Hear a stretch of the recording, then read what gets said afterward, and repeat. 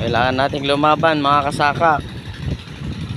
Sa sobrang init ng panahon, hindi lang tayo nahihirapan, pati tanim natin. Ayan.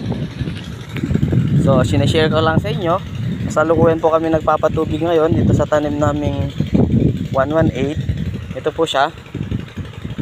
Sobrang dry na po. Dry na. Kaya kailangan po nating magpatubig na. Hirap na po yung mais. So by tomorrow siguro, kung matapos ko po ngayon ito na mapatubigan, susunod po natin yung unang tanim. Ayun po yung una natin tanim. Ay, baka sakali pong matapos ito ng hanggang umayang gabi. Ito po. So ito po yung palayan na tinamnan po natin. Maganda yung tubo, kaso lang maganda rin ang sikat ng araw.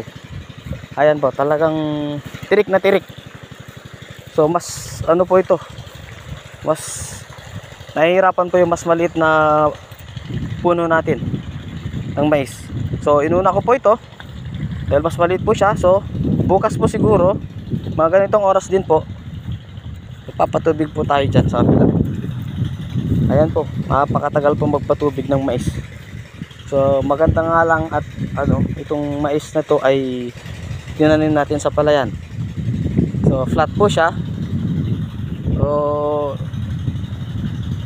hanggang alas 4 po siguro tapos na po itong isang to. Balang gamit po natin ay D4 na water pump. Ayan po.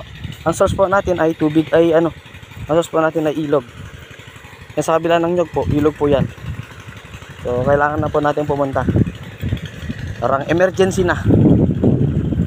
Sobrang tirik po ang araw. Grabe. Napakainit. Buti na lang po at andar ko agad po yung water pump. Kaya sakaling hindi magka-aberya. Ayun lang po. Dito po kayo mga kasaka.